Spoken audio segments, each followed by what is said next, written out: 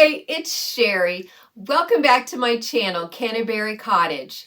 Several viewers requested that I do some more Halloween projects, and I think I came up with some really fun ones that I want to share with you today. Even if you don't decorate for Halloween, I think today's video will spur a lot of other creative ideas. So I hope you'll stick around and see what I mean. Well, if you're ready, let's get started. While I was shopping at Dollar Tree the other day, I spotted this frosted window film, which I had never seen before, and I knew exactly what I wanted to do with it. I used it just like regular vinyl on my Cricut mat, and I cut out some words like poison and toxic, which I applied to the outside of 4 Dollar Tree glasses. If you wanted to make the lettering permanent, you could apply a coat of dishwasher-safe Mod Podge over the lettering, or you could leave them as they are and easily scrape the lettering off after Halloween is over. I was really pleased with how these glasses turned out. I think the letters look like they are etched into the glass, but this was so much easier. I recently showed you how to repurpose old candles into teacup candles. For Halloween, add a little crayon to the melted wax to give it some color, and tie a poison or danger label to an extra long wick. You could also use vinyl letters on the saucer to spell out poison or goodbye. For the next project, you'll need one of those little wood crates from Dollar Tree, or really any small wood box would work. I painted mine black and distressed it a bit. I cut the arms off of a small Dollar Tree skeleton, and then I drilled 2 small holes in my crate. Then I hot glued the arms into the holes I had drilled. To print out a little label, I open my Print to Size app, press the plus button, and then select a photo from my photo roll. I remove the background, and then I adjust the size to what I need. Then I can send the image directly to my printer. I cut it out, apply a little Mod Podge to the back, and then adhere it to the crate. Here's a similar project if you happen to have a large box or crate. This is a jewelry box that I gutted, and then I spray painted it black. I cut the arms off of a rubber doll, and then I found a piece of spindle that fit inside the opening of the arm. I used a little super glue to adhere the spindle inside the arm. Then I used a spade drill bit the same size as the spindle and drilled 2 holes in the jewelry box. I pushed the spindles through the holes and added a little bit of super glue to make sure that they stayed put. Then I took a plastic chain from Dollar Tree and wrapped it around the jewelry box. Because my box had little feet on it, I was able to glue the chain to the bottom of the box. If your box doesn't have feet, you could add little wood blocks in the corners to raise it up a bit, or just glue the chain to the sides of the box.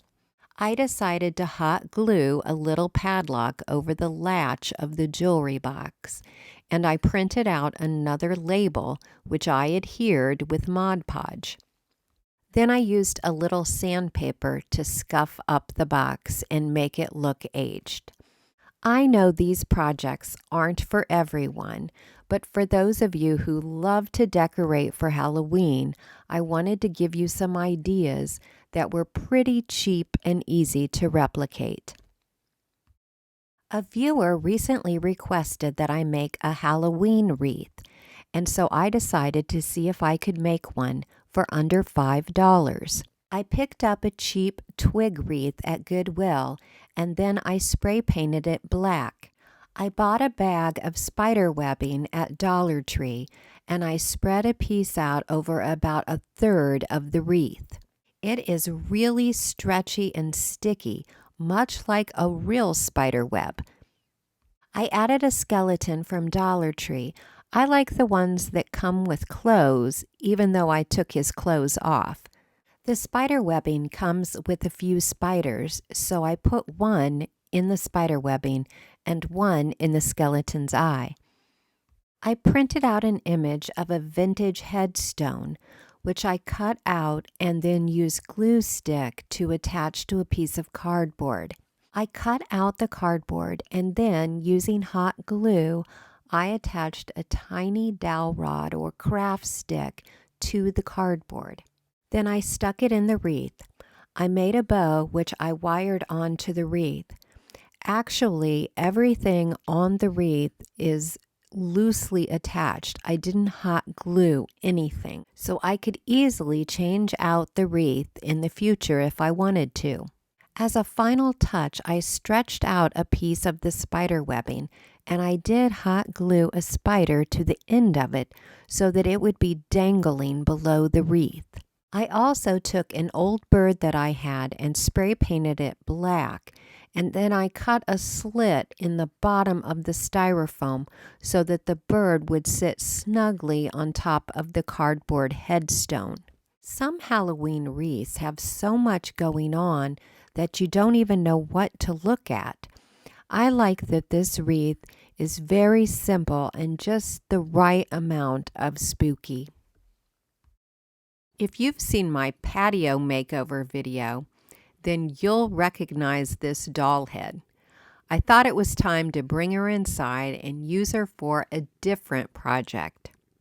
I used a utility knife to open up the hole in her neck just large enough to slide over the top of a wooden candlestick that I had. I added a little hot glue to make sure the two stayed attached. I used a coffee mug to draw a perfect circle around the top of her head, and then using scissors and a utility knife, I cut out that circle. I stuffed the doll head first with newspaper and then with pillow stuffing. I cut a circle of felt-like gray fabric from a Dollar Tree scarf, which I laid across the top of the doll's head, and then I went around and stuffed the edges of the fabric into the hole.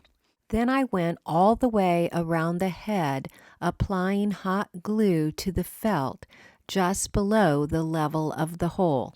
Where the head attached to the candlestick looked rather messy, and so I cut a strip of ribbon and hot glued it around that spot, and then I tied a bow and hot glued that on top. And then she was ready to serve her purpose as a pincushion. I think this doll makes an interesting conversation piece and a fun piece of holiday decor. And when the holiday is over, I would certainly use her in my sewing room and chuckle every time I looked at her. When I was at Dollar Tree, I saw these cinnamon-scented sticks, which looked like the end of a broom to me. And so I hot glued it to a stick to create a witch's broom. After gluing the two pieces together, I used a lot of hot glue to wrap two pieces of fabric around the joint. Then I hot glued some twine down and wrapped it around the fabric too. I had a spindle screwed to a piece of wood left over from a previous project, and I just screwed the broomstick to the top of the spindle. To make some witches' hats, I took large cardstock paper and rolled it up in a cone and taped it in place. I measured out 9 inches and marked it in several spots on the side of the cone so that I could cut the top exactly straight. I rolled the cone in a black felt scarf from Dollar Tree and used hot glue to attach the two. When the cone was completely covered, I cut off the excess fabric and added additional hot glue as needed. I cut a 10-inch strand of black ribbon, which I hot glued to each side of the cup underneath the felt. And then I glued down the felt to the top edge of the cup all the way around. When I was done gluing it, then I trimmed off the excess felt with scissors. Much to my surprise, I had a little doodad that looked like a belt buckle. So I ran a piece of white ribbon through the buckle and then hot glued it around the top of the cup.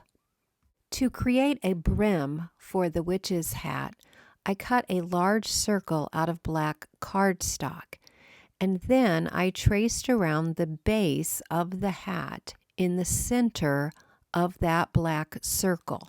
Then I cut slits from the center of the circle to the line I had drawn, creating little tabs, which I could then fold down inside the cup and hot glue in place.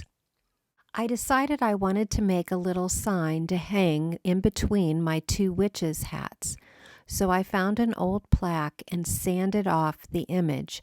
I then printed out a new image, which I cut out and Mod Podged to the front of the piece of wood. I stapled a couple pieces of twine to the back of the sign, and then I used the twine to tie the sign onto the spindle. I decided to add some more Mod Podge as a top coat to protect the sign. Then I was ready to add snacks to my witches' hats and hang them from the witch's broom.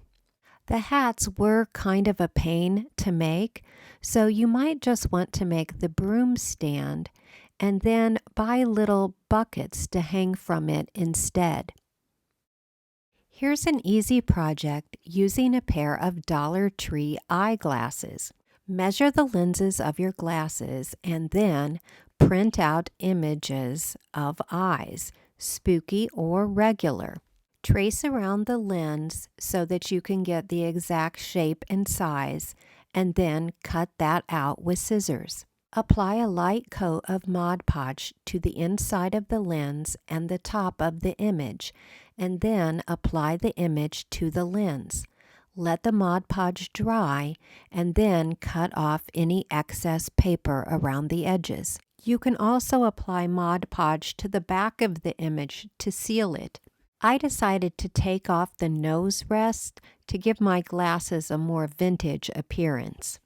I wanted my glasses to be funny, but they could certainly be spooky looking if you found an evil pair of eye images to decoupage to the inside of your glasses. You might remember that I picked up a couple Christmas houses at the Habitat Restore recently, which I decided to turn into Halloween houses. I found a couple pieces of scrap wood in my garage, and I spray painted both the houses and the pieces of wood black. When the paint was dry, I used hot glue to attach the houses to the pieces of wood. Then I began adding embellishments. I glued a skeleton arm sticking out of a window. I glued a large spider to the roof. I added some spider web to the front door, and I cut some bats from black copy paper and glued several of those to the roof. I had also spray painted some sticks from my yard, and to attach those I drilled a hole in the piece of wood, and then I used super glue and hot glue to hold the stick in the hole. I also hot glued on a black bottle brush tree that I found at Dollar Tree. I decided to cover the board with Spanish moss, which was quite a mess. It would have been easier to use sheet moss, but I wanted the grass to look dead. When the board was completely covered, I gave the Spanish moss a little haircut with some scissors. I printed out a very small beware sign, which I used to cover up the Christmas wreath on one of the houses. I also added a bird and some spider webbing to the stick trees on both of the houses. Then I just needed to add lights. I used a strand of yellow fairy lights that I bought at Dollar Tree, but I saw they also had red ones this year. For the last project, you'll need a few hard-bound books, preferably black ones, but if you don't have black, you could always paint them. I like to use Goof Off to remove the lettering along the spine. Then I like to print out Halloween-themed book titles and decoupage these along the spines. Apply a thin, even coat of Mod Podge to the back of the paper and also to the book for the best hold. Print out a large book cover image for your top book only. To attach a Dollar Tree skull to the books, I stuck a small dowel rod through the hole in the bottom of the skull, and then I drilled a hole through my top book. I added some hot glue in the hole and then pushed the dowel rod into the hole. I spray painted a Dollar Tree bird black and then hot glued its feet to the top of the skull. And I tied the books together using a piece of black ribbon.